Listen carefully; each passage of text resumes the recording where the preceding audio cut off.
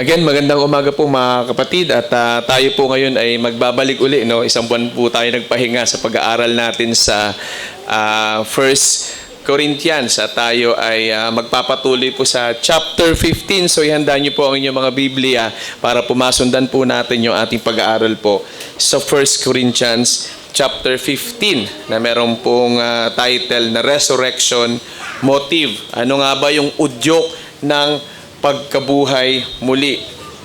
Marami pong mga tao ang nag-i-invest sa insurance. Natanong ko na rin po ito nung nakaraang Biyernes sa Family Day. Marami pong naaakit na magkaroon ng insurance policy. Umaasang may seguridad sa hinaharap kapag magkaroon ng life insurance. Pero kahit gaano po kaganda yung insurance plan, yung plano, alam po natin na hindi po natin hawak ang kasiguraduhan ng bukas.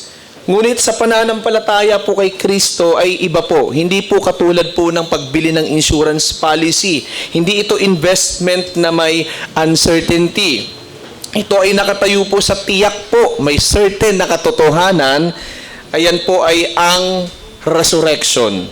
Ang muling pagkabuhay. Nangyari at ito rin po ay mangyayari hindi lang po kay Kristo na ating pangunahin, ating ulo, kundi rin po sa kanyang kinakatawan, sa kanyang mga pinili. So dito, kung si Kristo ay tunay na nabuhay, mga kapatid, may saysay ang iyong pananampalataya, ang iyong pagsamba, at ang iyong sakripisyo. So dito, makikita natin, kung tiyak ang ating hinaharap dahil po sa resurrection, ang tanong, paano po ba dapat mamuhay ang mga Kristiyano ngayon kung tiyak tayo sa ating hinaharap dahil nabuhay muli si Kristo? So dito makikita natin ang muling pagkabuhay ay hindi lamang po ito isang prinsipyo o doktrina, ito po dapat ay ating motibo sa banal na pamumuhay. So ito po yung ating pag-aaral ngayon patungkol po sa ang udyok ng pagkabuhay muli. Okay, so the resurrection motive. Noon po, pinag-aralan po natin in verse 1 to 11, konting recaps lamang po, gospel resurrection. So ang muling pagkabuhay ni Kristo, ito po ay pinatotohanan ng kasaysayan at ng mga apostol. Verse 12 to 19, denied resurrection. Natupad na pangako ng muling pagkabuhay, ito ang pinagsasaligan ng pananampalataya. Babagsak ang ating pananampalataya, yung ating Kristyanismo, kung tayo ay hindi nakatungtong dun sa katotohanan na natupad yung pinangako na si Kristo ay mabubuhay muli. At yung nakaraan po, verse 20 to 28, resurrection and consummation. So, ang muling pagkabuhay ni Kristo ang nagtitiyak ng ganap na tagumpay, consummation, para sa mga mananampalataya.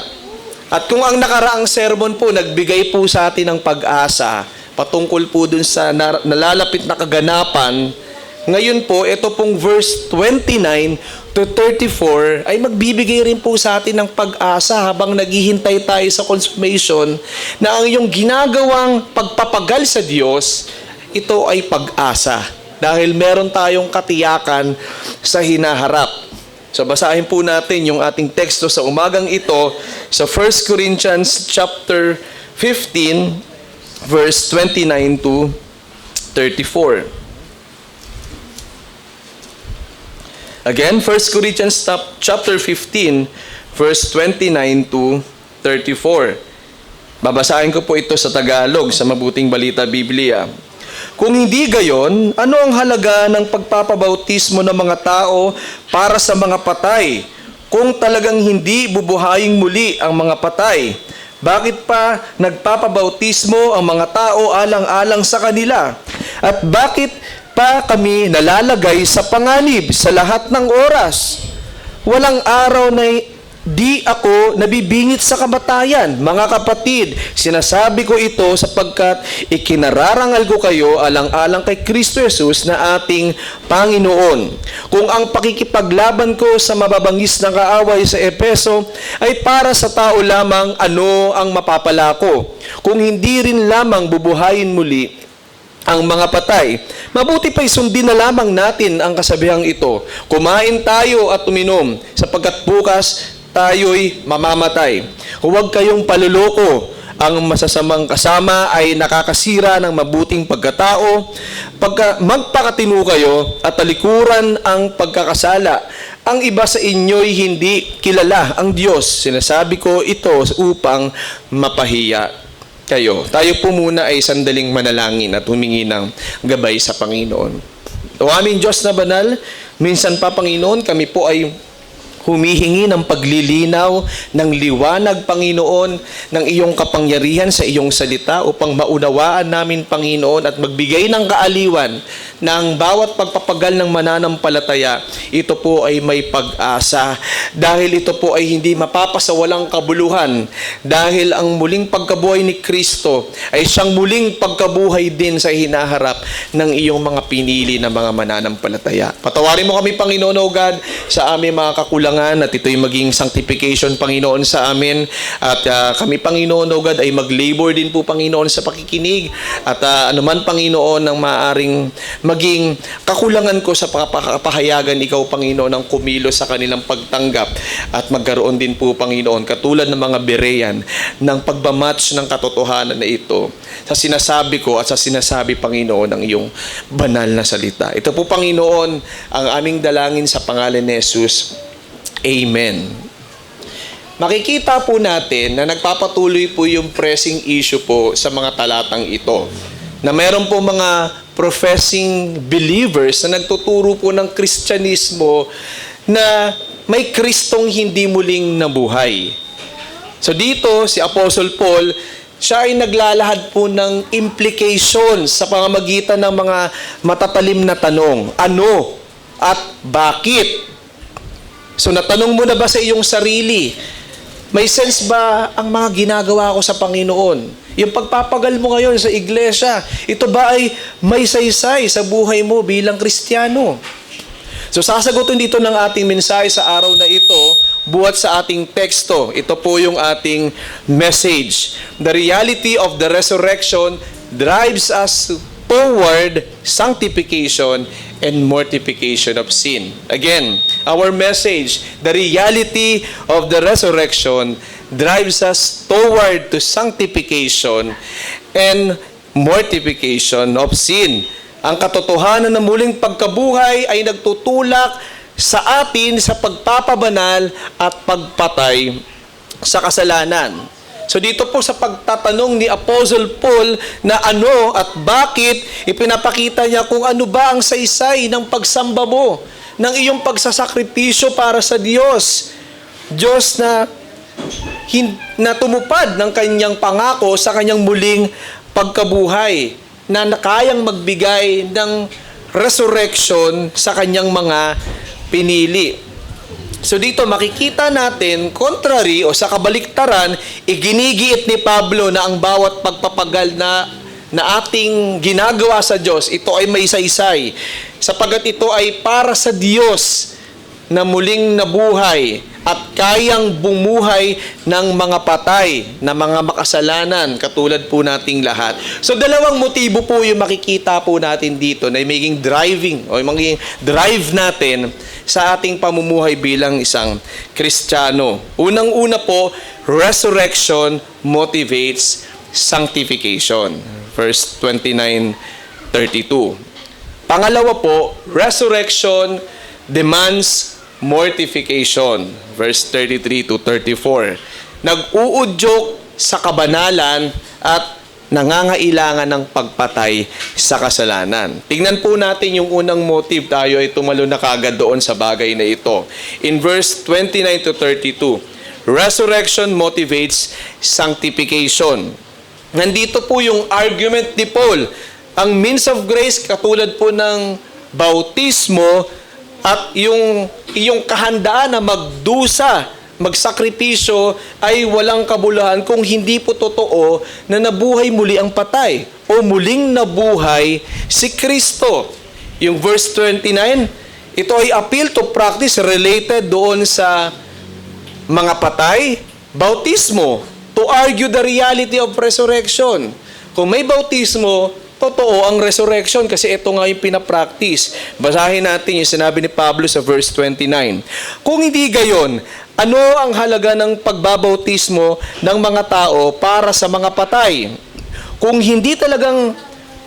talagang hindi bubuhayin muli ang mga patay, bakit pa nagpapabautismo ang mga tao alang-alang sa kanila?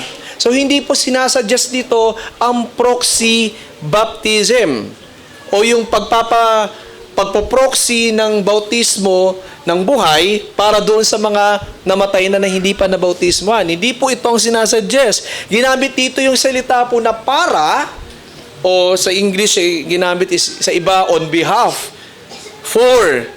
Sabi sa teksto natin, pagpapabautismo ng mga tao para sa mga patay.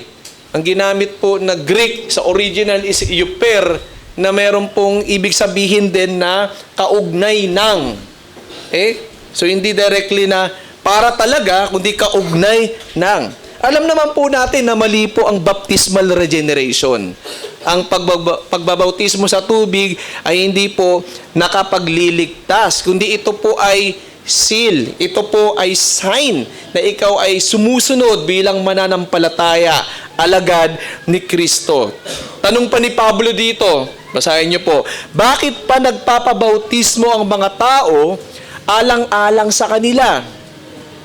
Para bang sinasabi ni Pablo, bakit nagpapabautismo ang mga professing Christian alang-alang doon sa patotoo ng mga mananampalataya? Sa case na ito, mga mananampalatayang namatay na nagpatunay na sila'y mananampalataya, kaya sila ay nagpapabautismo.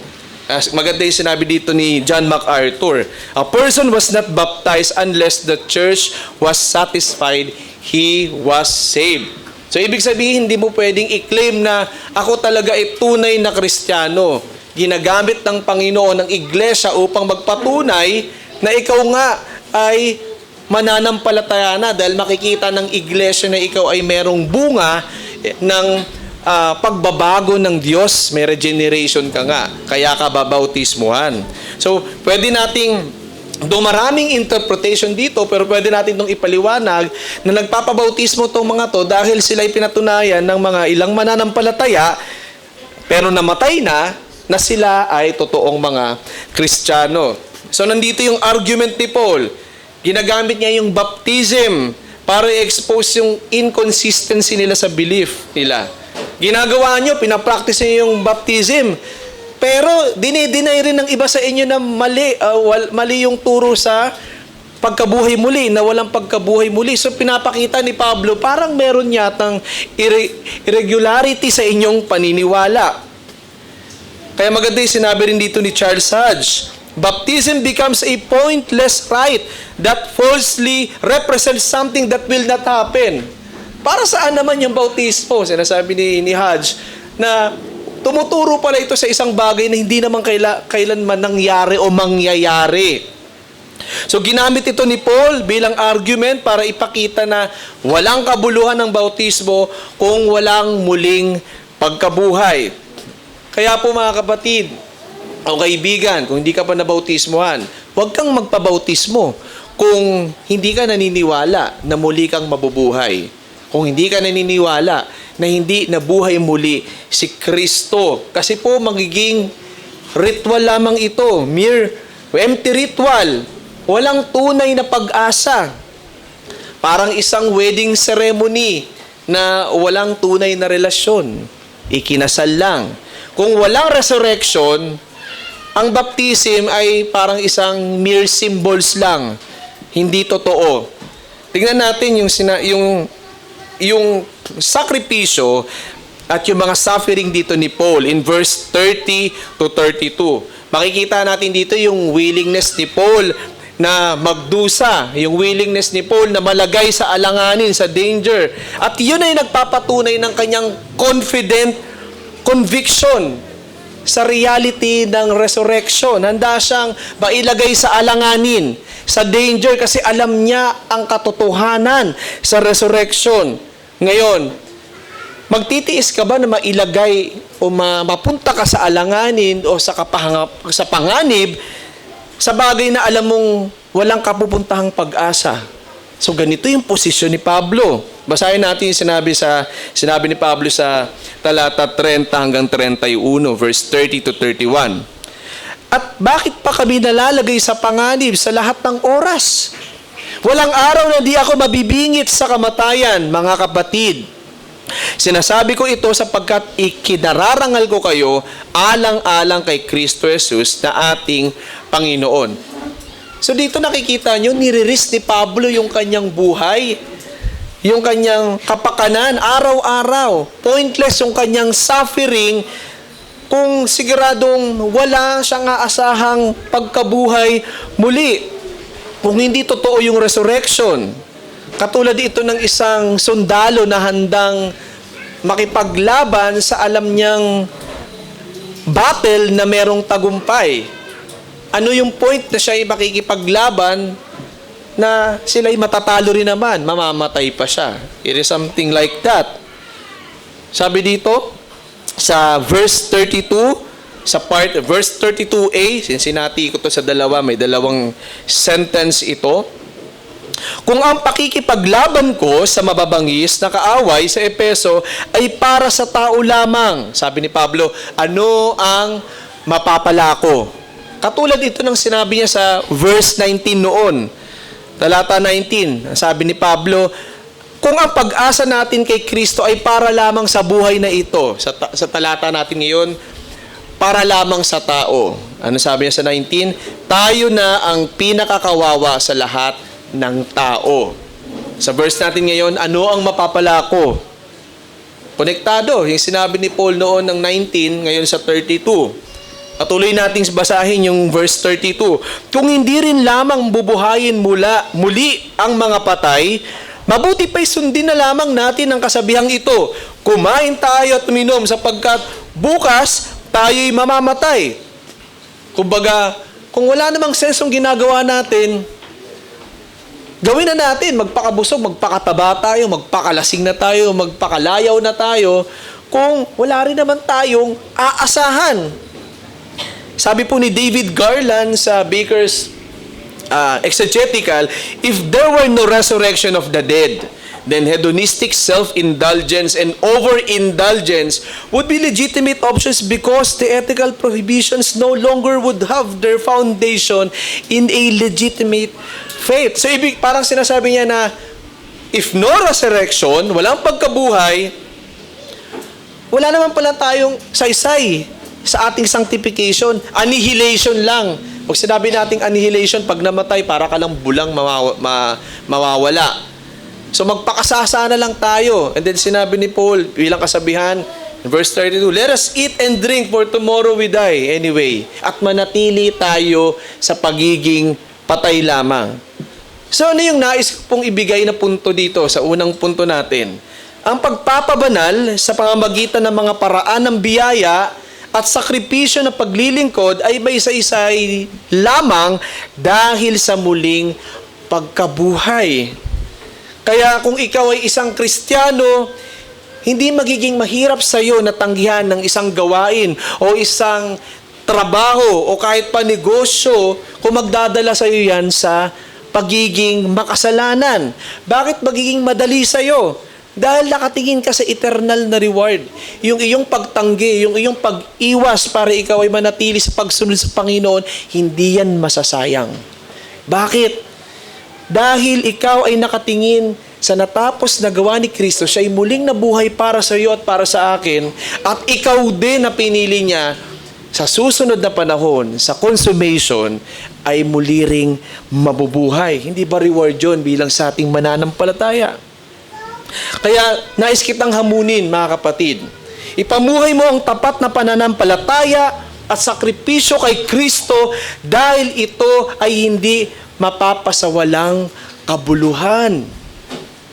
May kabuluhan, kapatid, ang iyong pagpapagal, ang iyong paghihirap sa Panginoon. Dahil ginawa mo yan sa Diyos na nagtagumpay sa ultimate enemy sa kasalanan. At muli kanyang bubuhayin. So, yun yung ating unang punto. Ngunit hindi lang sa sanctification na nag-uudyok sa atin mula sa resurrection, sasabihin din po sa pangalawang punto natin, yung patuloy na sanctification. Paano po? Mortification of sin. Pagpapatay sa kasalanan. So, dyan tayo dadalhin sa ating pangalawang punto. Resurrection demands mortification. In verse 33 to 34. Dito makikita natin, sa Apostle Paul, siya ay nagbibigay ng warning patungkol po sa corrupting influence, moral decay na dulot ng false teaching about resurrection. Hindi lang against po sa resurrection, kundi mismo sa mga taong may wrong doctrine sa resurrection. Therefore, meron silang buhay na walang kabanalan, wrong living. Basahin po natin sinabi sa talata 33, verse 33. Sabi ni Pablo, huwag kayong paluloko. Ang masasamang kasama ay nakakasira ng mabuting pagkatao. So, paluloko, false doctrine, nakakasira, masasamang. Ito po ay nagpapatungkol po sa corrupt living. So, ang pagtanggi sa pagkabuhay na muli, ito po ay hahantong sa moral looseness, sa moral decay, sa spiritual na kabangmangan. Kaya po mga kapatid, hindi po maaaring ihalo o isama ang bulok na prutas sa iba pa dahil siguradong bubulukin niya rin at sisirain niya rin lahat ng kanyang makakasama. Kaya ang tanong mga kapatid, sino ang inyong mga influences ngayon sa inyong buhay? Sa inyong spiritual na paglakad sa Panginoon. Ito ba yung mga professing believers na nagsasabing, pinatawad na tayo, we're already forgiven, kaya okay lang na magkasala. Dangerous doctrine po yan, katulad po ng hyper grace. Bakit? Kasi dinadala ka nito sa pagiging careless sa holiness. Ano po bang sinabi ni Pablo sa 1 Corinthians 6, verse 12 to 14? 1 Corinthians 6, 12 to 14. All things are lawful for me, but not all things are helpful. All things are lawful for me, but I will not be dominated by anything. Food is meant for the stomach, and the stomach for food, and God will destroy both one and the other. The body is not meant for sexual immorality, but for the Lord, and the Lord for the body. And God raised the Lord, and will also raise us up with His power. So dito makikita nyo po na nakalink yung holiness, nakalink po yung moral ethics doon po sa sound doctrine, right belief, sa resurrection. Kaya nga sabi sa 14, God raised the Lord. Raise the Lord and you will also. After niyang sabihin, yung sabihin natin, konektado sa Christian liberty man ito, na hindi ka dadalhin sa pagkakasala, konektado yun sa resurrection. Basahin po natin yung ating huling talata. Sa verse 34, ang sabi ni Pablo, magpakatino kayo at talikuran ang pagkakasala. Ang iba sa inyo'y hindi kilalang Diyos. Sinasabi ko ito upang mapahiya kayo. So ito ay panawagan po para po sa repentance, hindi po ba? Magpakatino, talikuran. At panawagan rin po ito, hindi lang po sa repentance, panawagan para sa rebuke. Nasabi ni Pablo, hindi kilala ang Diyos. Pwedeng mere believers, professing believers lang, lack of knowledge, walang kaalaman sa Diyos. Sabi ni Pablo, upang mapahiya kayo. Para kang lasing, na kailangan mapamahimasmasan ka para malaman mo yung ginagawa mo, ikaw ay nagkakamali, ikaw ay nagkakasala. So ang pinakapunto dito mga kapatid, ang maling doktrina ay nagdudulot ng kompromiso. Samantalang ang tamang doktrina sa muling pagkabuhay ay nag-uudyok sa pagpatay sa kasalanan. Kaya meron man isang miyembro, halimbawa, sa iglesia, hindi man sa atin o kahit sa anumang iglesia, aktibo sa ministry pero merong inaalaga ang kasalanan, May inaalagaan ka bang kasalanan na hindi mo maisuko sa Panginoon? Ang lalabas po dito, hindi ka tunay na nakakilala o hindi ka kumikilala sa Diyos. Sabi ni Pablo, hindi kinikilala ang Diyos. Kaya ang tanong, professing Christian ka ba pero hindi mabigat sa iyo ang pagkakasala? Kaya kung titignan natin kung siya ay talagang binago na ng Panginoon, sabi nga ni Paul Washer, it's not about you have now relationship with the Lord, but how's your relationship with your sin? Pwedeng mag-claim ang tao, mayroon na akong relasyon sa Diyos, pero may relasyon pa rin siya sa kasalanan niya. So, paano nagiging mabigat sa iyo ang pagkakasala? Suriin mo ang iyong pagkakilala sa Panginoon. Kaya ang pinakahuling hamon ko po sa inyo mga kapatid, putulin mo ang anumang impluensya o samahang nagtuturo sa iyo na gawing magaan ang kasalanan. Sapagkat mga kapatid, ang hindi pagtalikod sa kasalanan, ito po ay nagpapakita na hindi ka kumikilala sa Diyos. O hindi ka talaga nakakilala sa Panginoon na iyong haharapin. Kaya po kaibigan, kung sa tingin mo ay meron kang may pagdududa ka na hindi ka kayang patawarin ng Diyos, kaibigan, tumingin ka lang kay Kristo. Tumingin ka lang sa muling pagkabuhay ni Kristo. Dahil yan po ay paglalahad ng Diyos na tinanggap ng Ama ang inalay na buhay na anak bilang kapatawaran sa kasalanan mo at sa kasalanan ko. Yun ay nagpapakita na hindi ikaw yung magbabayad kahit kailanman hindi magiging sapat. Si Jesus ay muling nabuhay, ibig sabihin tinanggap ng Ama ang kanyang sapat at perpektong pag-aalay. Kaya ikaw ay mapapatawad ng Panginoon sa pananampalataya at sa pagsisisi sa iyong kasalanan. Pero mga kapatid, sa mga mananampalataya, kung ikaw ay pagod na, kung ikaw ay nahihirapan, pinanghihinaan sa buhay Kristiyano, totoo po yan, hindi po madali maging Kristiyano. Mahirap ito, ngunit alalahanin mo na ang muling pagkabuhay ni Kristo, iyan ang katiyakan na sa bawat paghihirap mo, sa bawat pakikipaglaban mo sa kasalanan, na pagtagumpayan na ito ni Kristo at hindi ka niya hayaang mawala sa kanyang kamay. Dahil nagtagumpay si Kristo, muli siyang nabuhay at ito'y kanyang isa sa katuparang ganap, consummated, at kasama ka doon sa kanyang muling pagbubuhay sa mga mananampalataya, sa bagong langit, sa bagong lupa. Kaya mga kapatid, kung sa simula, tayong mga tao ay nag-i-invest sa mga bagay, material, hilig, magkapera, doon sa mga bagay na merong uncertainty, walang kasiguruduhan. Ngayon po malinaw na ang buhay Kristiyano ay hindi po pagtaya sa hindi sigurado. Ang buhay Kristiyano ay pagtungtong sa siguradong pangako ng Panginoon. Yung pagkabuhay ni Kristo, ito na ang installment na totoo ito, garantiya, at gagawin niya ito hanggang wakas. Ikaw rin ay bubuhayin niya sa pagdating ng panahon. At dahil si Kristo ay muling nabuhay, ang iyong pagsamba ngayon, ito ngayon ay may kabuluhan.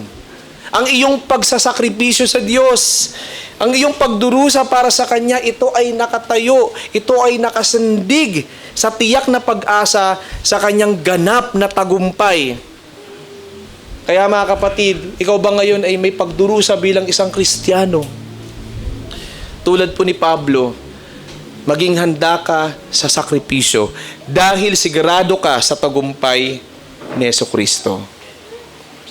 Because He lives, Jesus is alive.